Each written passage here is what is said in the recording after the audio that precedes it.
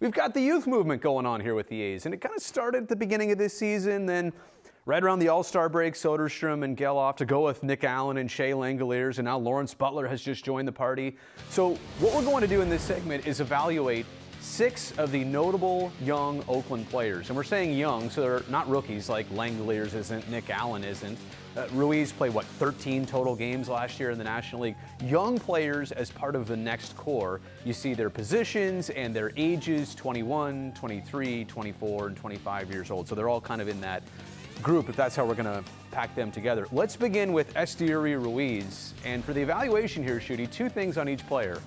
What's the one thing you like most about them so far? And then, what's next for each of them? Well, how can you not like his enthusiasm, his ability to come in and just impose his will and don't care who's on the mound. I'm taking off and you can't stop me. Right away, he's making his presence felt, and he is someone that is going to impact this roster if he continues to stay on it by stealing bases and scoring runs. I also think his ability to hit with runners in scoring position, like the steals catches everybody's attention, and was on pace for like 80-something before the shoulder injury, and maybe he can still get to 60. But I think the ability to hit with runners in scoring position is kind of the filling of the cake. It's not the icing of the cake, but that's kind of the secret surprise about Esteury Ruiz. I am not going to be negative at all. My job is not to do that, and I'm not going to pick at anybody's game.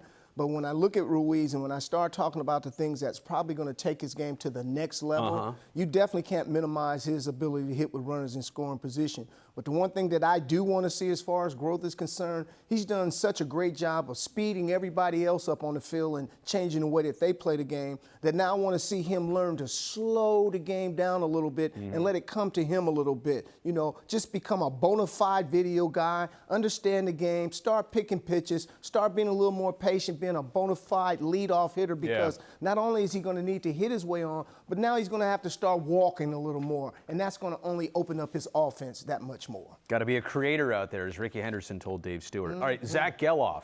I think I know what's obvious about him so far. Dude can rake. Straight up, the gardener. He just walks around the field with one in his hand. I mean, the man is so confident and he's so aggressive.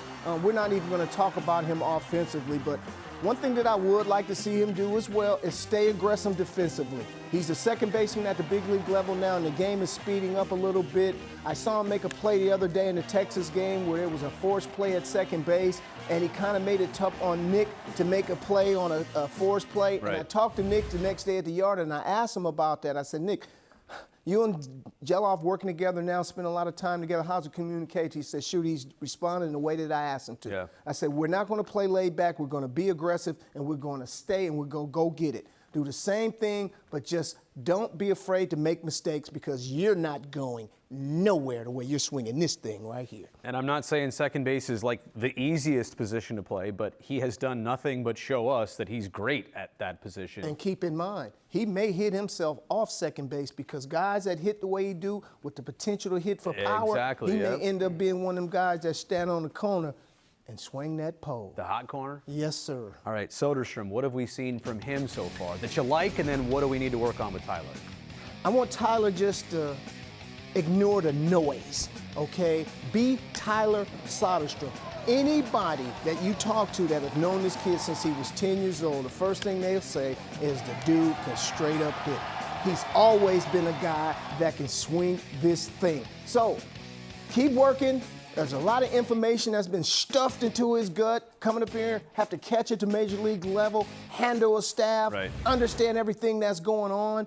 Just pump your brakes a little bit, relax, start trying to make a little more contact, not try to guide the ball and worry about where it ends up. Just see it, hit it, and start letting your instincts that you've always had as a hitter take over. Get away from the strikeouts. And also maybe the A's could put him in a similar position every day, whether it's first or catching more.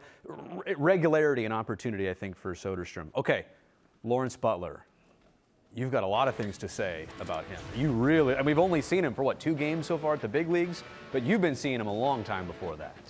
You tell me. I've been doing the same thing. I haven't put my popcorn down yet. I haven't had a whole lot to say. My mouth has been just draped wide open. I knew what he's been doing. I know whatever his body's been saying, but to me, he's playing like he's been here before. He has the right answer for everything. He's handling himself in each situation appropriately. And I can't tell you how impressed. The most thing I'm impressed about him the most, as far as in the batter's box, is the way he approaches every pitch. This dude is not looking to extend and twist and turn and hit the ball out of the ballpark.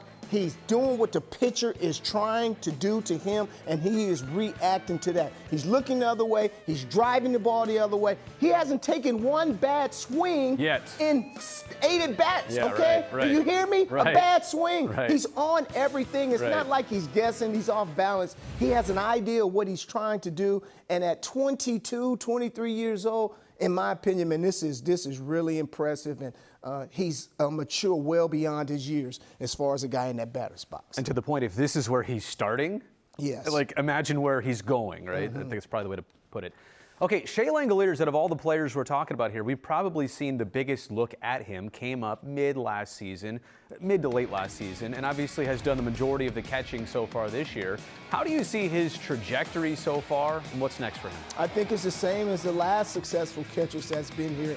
Murphy, Hernandez.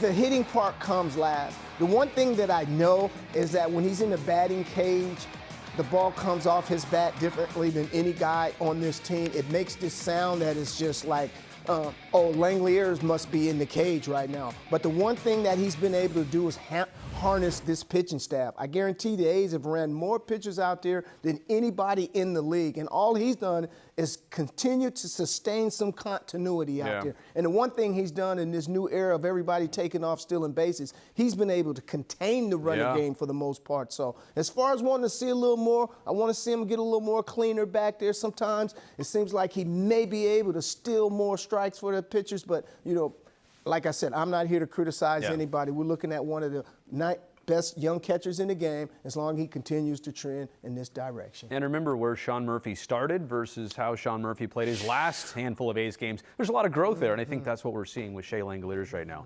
Okay, last but not least is Nick Allen, and you really have to divide this into two separate looks, because with the glove, I mean, I don't think the A's have a better sure-handed infielder than their shortstop right now.